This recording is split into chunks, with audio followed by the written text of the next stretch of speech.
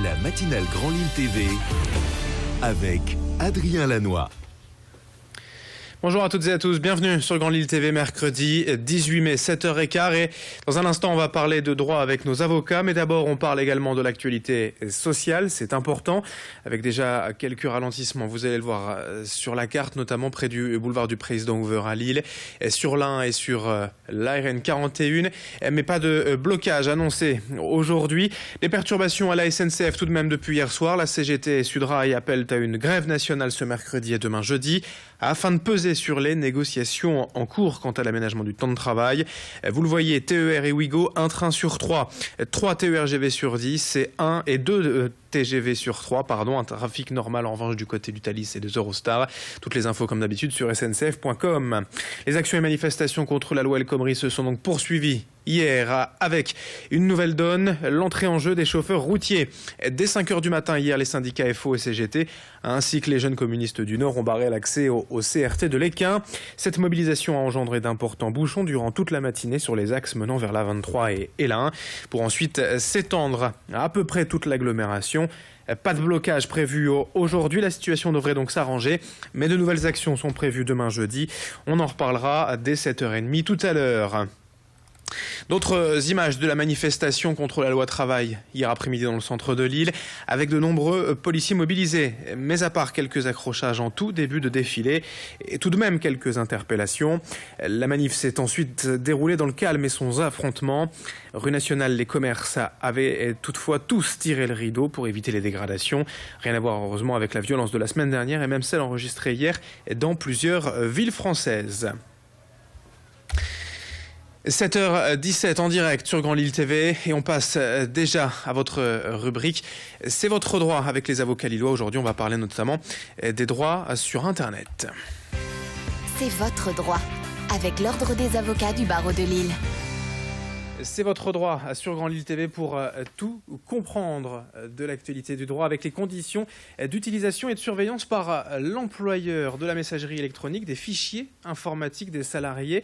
Et pour en parler, maître Wilfried Pollard du cabinet Barthélémy est avec nous. Bonjour. Bonjour. Alors, première question d'abord, un salarié peut-il utiliser à des fins personnelles les outils informatiques mis à sa disposition par l'employeur pendant son temps de travail ? Oui, tout à fait, c'est le principe. La Cour de cassation tolère qu'un salarié utilise les outils informatiques professionnels pour des besoins personnels, dès lors que ce n'est pas abusif, que c'est ponctuel, c'est raisonnable. Un peu comme l'utilisation du téléphone professionnel pour passer des appels personnels. Mais cela quand même dans une certaine limite. Voilà, alors la limite, c'est que le salarié ne doit pas consulter bien sûr des sites internet prohibés ou envoyer des messages dont la nature relève d'infractions, notamment délictuelles. Par exemple, s'il télécharge de façon illégale des œuvres musicales à partir de l'adresse IP de l'employeur, bien évidemment, cela caractérise une faute et peut être sanctionné dans le cas d'un licenciement faute grave. La deuxième limite, c'est l'utilisation abusive de l'outil informatique. Par exemple, si ça empiète trop sur le temps de travail, une faute existe et l'employeur peut licencier. 10 000 connexions en un mois pour un salarié, ça caractérise une faute grave. L'employeur peut-il donc vraiment contrôler les connexions à Internet établies par les salariés et leur email ? Et là encore, dans quelles limites ?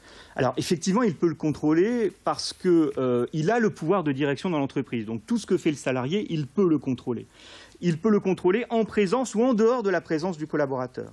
Mais le règlement intérieur a pu poser des limites ou une charte informatique, et souvent il y en a dans les entreprises. Ce contrôle, par ailleurs, est prohibé si les mails ou les fichiers sont personnels, s'ils sont identifiés clairement comme cela. C'est une application du secret des correspondances, l'article 226-15 du Code pénal, qui prévoit 1 an d'emprisonnement et 45 000 € d'amende si jamais l'infraction est caractérisée. Et alors, si c'est personnel, il faut que ça soit lu en présence du collaborateur. Mais comment concrètement peut-on identifier un fichier ou un email personnel non consultable par l'employeur ? Alors, il y a soit la dénomination du fichier, soit le contenu du fichier. S'il y a dénomination du fichier, eh bien, il faut clairement que les termes personnels, fichier privé, vie privée soient utilisés. En revanche, si ce sont des termes trop généraux, trop ambigus, à ce moment-là, ça peut être ouvert par l'employeur. Par exemple, s'il n'y a que le prénom du collaborateur ou s'il est indiqué « mes documents », ça peut être ouvert par un employeur.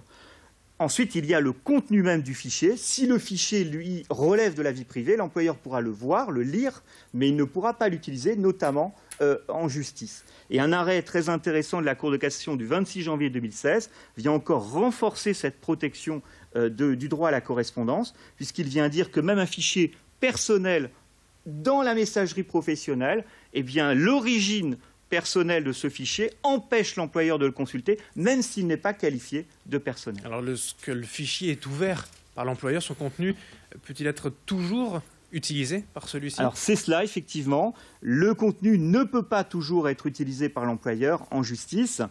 Si ça relève de la vie privée, cela est prohibé. Il ne pourra pas appuyer, par exemple, une sanction disciplinaire. C'est une illustration de l'article 8, paragraphe 1 de la Convention européenne de sauvegarde des droits de l'homme et des libertés fondamentales.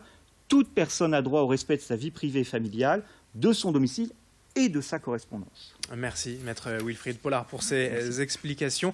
C'est votre droit sur Grand Lille TV, en partenariat avec l'Ordre des avocats de Lille. Merci. C'est votre droit avec l'Ordre des avocats du barreau de Lille.